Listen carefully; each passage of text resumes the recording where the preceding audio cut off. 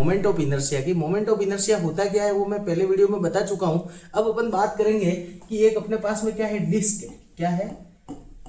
Disc है। Disc कैसी होती है तो अपन को पता होता है कि क्या होती है, ये सॉलिड होती है। सबसे पहली बात है कि सॉलिड होती है। मैंने आपको बताया था कि अगर कोई भी अगर सॉलिड अगर स्ट्रक्चर है तो वहां पे अगर मोमेंट ऑफ इनर्शिया आपको निकालना है तो अपन कौन सी प्रोसेस का यूज करेंगे, तो इंटीग्रेशन जो प्रोसेस है उसका यूज करेंगे, जहां पे अपन को moment of inertia find out हो जाएगा।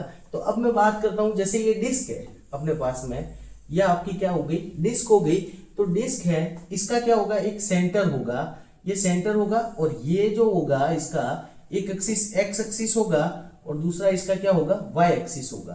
तो अब मैं इसको क्या करूंगा, सबसे पहली बात कि जो ये जो इसका जो सेंटर है, centre axis passes through centre. सबसे पहली बात करूंगा कि एक्सिस कहां से पास कर रहा है, सेंटर से। तो एक्सिस पासेस थ्रू सेंटर। इसके जो सेंटर पॉइंट से अगर एक्सिस अगर पास कर रहा है, यहां से अगर सेंटर पॉइंट यही हुआ इसका, यहां से अगर कोई भी एक्सिस पास कर रहा है तो उसका जो मोमेंट ऑफ इनर्शिया होगा वो कैसे अपन फाइंड आउट करेंगे, तो उसका एक छोटा सा डेरिवेशन आपके सामने प्रस्तुत करना चाहता हूं, जो आप 12th क्लास या फिर आप अगर IIT जेई का एग्जाम दे रहे हो या फिर क्या कर रहे हो, नीट का एग्जाम दे रहे हो, लैब असिस्टेंट का एग्जाम दे रहे हो, या कोई भी अगर इंजीनियरिंग फील्ड है या फिर डिप्लोमा फील्ड है, वहां पे भी अगर जाते हो जहां पे आपको फिजिक्स की यूज होता है, तो वहां पे अपन क्या करेंगे, इसका एक डेरिवेशन है छोटा सा, वो आपके सामने बता रहा हूं। ये जो डिस्क है ये छोटी छोटी क्या हो गया, अपन ने कंसीडर की कि consider a disc, consider a disk, mass of disk is m and radius of disk is r। इसकी जो रेडियस है वो r मान ली अपन ने, कितनी मान ली, r मान ली, और इसका जो मास है वो मास कितना मान लिया, m मान लिया। माना कि ये जो डिस्क है वो बहुत सारी रिंगों से मिलकर बनी हुई है, बहुत सारी वलयों से मिलकर बनी हुई है। कुछ वर्ड हिंदी में भी बताऊंगा ताकि क्या चैनल से जो जुड़े हुए हैं वो हिंदी मीडियम वाले भी है और इंग्लिश मीडियम वाले भी है। तो ये जो डिस्क है वो बहुत सारी या तो वलय से मिलकर बनी हुई है या बहुत सारी रिंग से मिलकर बनी हुई है। It is making from many rings, बहुत सारी रिंग से मिलकर बनी हुई है। तो आपको पता होना चाहिए, जो जैसे कि इसका अगर मैं बात करूं, यहां से अगर एक r डिस्टेंस पे, इस सेंटर से एक स्मॉल r डिस्टेंस पे एक रिंग है, ठीक है, उसको अपन ने एज्यूम किया है। माना कि इस रिंग का जो क्या कहते हैं वो अपन थिकनेस है वो अपन ने कितनी ले ली, dr ले ली। क्या ले ली, थिकनेस dr ले ली, और इस रिंग का जो मास है, मास कितना ले लिया, dm ले लिया। ठीक है, ये मैंने बता चुका हूं कि इसकी अपन ने थिकनेस कितनी ले ली, dr ले ली, और इसका मास कितना ले लिया, dm ले लिया। अब आपके पास में एक फॉर्मूला आता है कि मोमेंट ऑफ इनर्शिया का जो फॉर्मूला होता है, मोमेंट ऑफ इनर्शिया का क्या फॉर्मूला होता है, तो आपको पता होता है कि I इज इक्वल टू, मैं क्या लिखता हूं, यहां से अगर बात करूंगा कि I इज इक्वल टू क्या होता है, mr स्क्वायर होता है। इसका मतलब ये अपना मेन फॉर्मूला हुआ मोमेंट ऑफ इनर्शिया का, जो अपन नेक्स्ट वीडियो में बता चुका हूं, I is equal to mr square होता है। तो अब अगर मेरे को उस रिंग के लिए निकालना है मोमेंट ऑफ इनर्शिया, जो रिंग अपन ने एज्यूम की है, जिसका मास कितना है, dm मास है, और उसकी थिकनेस कितनी है, dr है, और r डिस्टेंस पे, मतलब उसकी रेडियस कितनी हो गई, r हो गई। तो जब उस रिंग की बात करेंगे तो मैं क्या लिखता हूं, di is equal to dm, उसका मास ले लिया और r स्क्वायर कर दिया। ठीक है, ये अपन लेते हैं di is equal to dm r square. अब अपन इंटीग्रेशन से निकालेंगे, क्योंकि बहुत सारी रिंगों से मिलकर बनी हुई है। ये आपके पास में एक रिंग है, ऐसी ऐसी बहुत सारी रिंग है, उससे मिलकर ये बनी हुई डिस्क है। इसीलिए आगे की प्रोसेस करते हैं। अपने पास में जो फॉर्मूला था वो di is equal to dm r square था।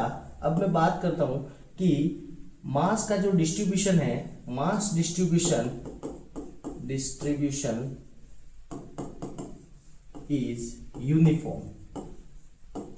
एक जैसा अगर मास डिस्ट्रीब्यूशन है अपने पास में, मास डिस्ट्रीब्यूशन कैसा है, यूनिफॉर्म है। अगर मास डिस्ट्रीब्यूशन को यूनिफॉर्म कर दिया, इसका मतलब जो सिग्मा होता है, जिसको अपन क्या कहते हैं, मास पर यूनिट एरिया, मास पर यूनिट जो एरिया होगा, यूनिट एरिया क्या होता है, तो मास कितना है टोटल का, m है। पूरी की पूरी जो आपके पास में डिस्क है उसका मास कितना है, m है। और इसका एरिया, तो एरिया कैसे निकालेंगे, तो डिस्क कैसी है आपकी, सर्कुलर है। और एक सर्कुलर का मतलब सर्कुलर का एरिया कैसे निकालते हैं, तो पाई, और यहां से इसकी कितनी है रेडियस r है, तो पाई r स्क्वायर हो गया, इसका क्या हो गया, एरिया।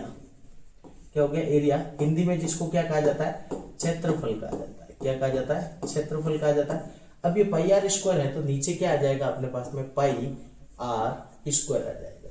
ठीक है, अब अपन बात करेंगे कि डीएम, क्या करेंगे, डीएम की बात करेंगे। जो आपका जो मास था, किसका मास था, रिंग का मास था, वो अपन कैसे निकालेंगे, तो ये है मास पर यूनिट एरिया।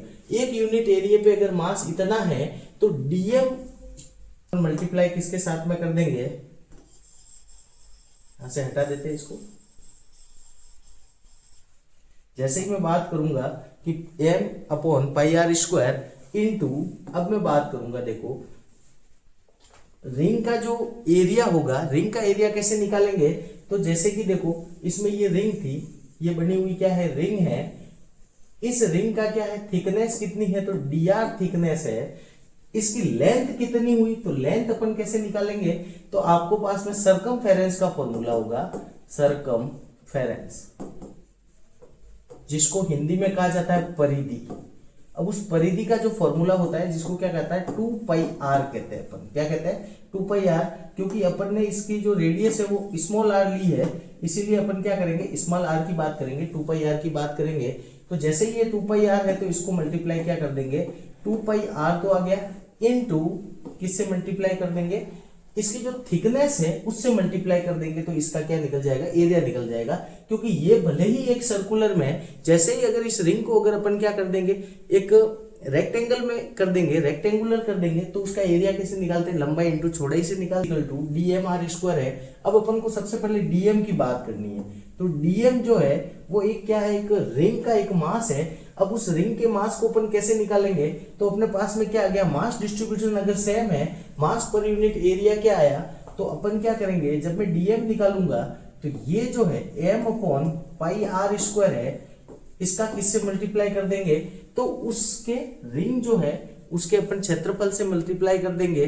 तो अपन जैसे ही इसको अगर एक रेक्टेंगल के रूप में लेंगे, जैसे ये सीट है, तो ये जो रिंग है वो इस टाइप से, इसको ये मोड़ा गया है, तो यहाँ पे जो ये वाला जो पार्ट है वो तो कितना हो जाएगा, 2 पाई आर हो जाएगा। क्योंकि अपन क्या करेंगे, सरकमफेरेंस की बात करेंगे, परिधि की बात करेंगे, तो ये 2 पाई आर हो जाएगा। और इसकी जो थिकनेस है वो अपन ने कितनी ले ली, dr ले ली। जैसे ही थिकनेस अपन ने dr ली है, तो अपन क्या करेंगे, यहाँ पे 2 पाई स्मॉल r dr हो गया। ये आपके पास में क्या आ गया, dm की वैल्यू आ गई।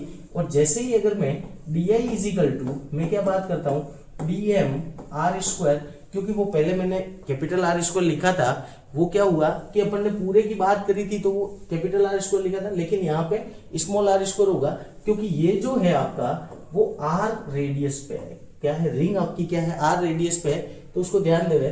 तो अपन क्या करेंगे, ये जो dm की वैल्यू है वो यहां से पुट कर देंगे, पुट द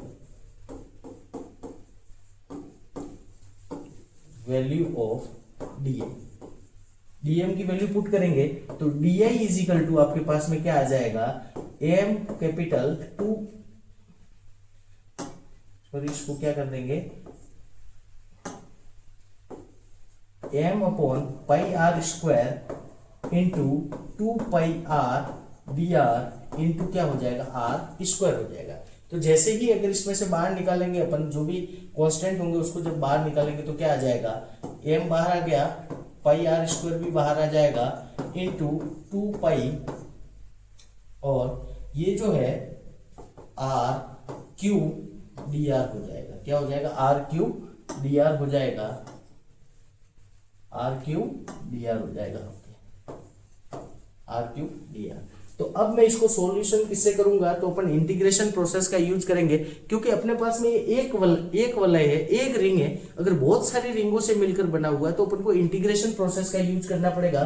तो जैसे ही मैं अगर यहाँ पे इंटीग्रेशन लगाता हूँ, ठीक है, यहाँ पे इंटीग्रेशन लगाना पड़ेगा आपको, यहाँ पे इंटीग्रेशन लगेगा, यहाँ पे तो क्या लगेगा 0 से I तक लगेगा, यहाँ पे क्या लगेगा 0 से कैपिटल R तक लगेगा, ठीक है, 0 से कैपिटल R तक। तो जब मैं बात करूंगा, नेक्स्ट स्लाइड ले लेते हैं। जैसे ही अपने पास में फॉर्मूला आ गया था डी, इसका इंटीग्रेशन अपन कर रहे थे m upon pi r square into 2 pi r cube d r था। तो जैसे ही अपन इसका इंटीग्रेशन करेंगे 0 से लगा के कैपिटल R तक, और इसका करेंगे 0 से I तक, तो यहाँ पे क्या आ जाएगा, m आपका बाहर आ जाएगा पाई आर स्क्वायर इंटू 2 पाई, ये पूरा बाहर आ गया। इंटीग्रेशन सिर्फ किसका होगा, 0 से लेके R तक, R क्यूब डी आर का होगा। तो आपको यहाँ पे कैसा दिख रहा है, तो इस प्रकार से दिख रहा है x की पावर n dx। तो इसका जब मैं इंटीग्रेशन करता हूं तो वो कैसे आता है इंटीग्रेशन, वो आपको बताना चाहूंगा। तो ये एक फॉर्मूला है इंटीग्रेशन में, इंटीग्रेशन ये आपको बहुत जरूरी है सीखने के लिए। इंटीग्रेशन बहुत ही यूजफुल होते हैं, हर जगह पे आपको यूज आएंगे, चाहे आप इंजीनियरिंग कोर्सेज करोगे, चाहे आप डिप्लोमा कोर्सेज करोगे, या फिर जहां पे भी फिजिक्स का यूज होगा वहां पे आपको इंटीग्रेशन आपको सीखने पड़ेंगे। तो देखो x की power n plus 1 upon n plus 1, ये इस फॉर्मूला होता है। तो इसी प्रकार से इसको खोलेंगे तो यहाँ पे क्या आ जाएगा m upon pi r square into 2 pi into r cube upon 3 का क्या लग जाएगा, 0 से लगा के कैपिटल आर। पहले अपन अपर लिमिट लगाएंगे फिर लोअर लिमिट लगाएंगे। तो m upon pi r square into 2 pi into capital r लग जाएगा, तो आर क्यूब अपॉन 3 हो जाएगा, ठीक है, आर क्यूब अपॉन 3 हो जाएगा, अच्छा आर 4 अपॉन 3, आर 4 अपॉन 4 होगा, सॉरी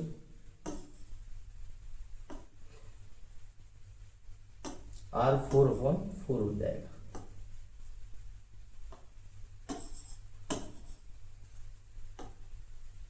आर 4 अपॉन 4 हो जाएगा, ठीक है। तो कैपिटल आर 4 अपॉन 4 हो जाएगा। तो आर स्क्वायर से ये कट गया, तो यहाँ पे क्या बच गया, आर स्क्वायर बच गया, पाई से पाई कैंसिल हो गया, 2 का 4 से किया तो m r square divided by 2 हो गया। यह क्या आ गया आपका आई आ गया। ये किसके लिए आया, तो डिस्क के लिए आया। जब डिस्क का सेंटर क्या हो, एक्सिस से पास हो रहा हो, जब डिस्क का जो सेंटर पासेस थ्रू एक्सिस से अगर कोई भी सेंटर पास हो रहा है किसका, डिस्क का, तो वहां पे अगर मोमेंट ऑफ इनर्शिया निकालना है तो वो ये आ गया। और इसके बाद में मैं बताऊंगा आपको परपेंडिकुलर थ्योरम, पैरेलल थ्योरम की बात करेंगे, तो वो भी नेक्स्ट वीडियो में मैं बताऊंगा आपको।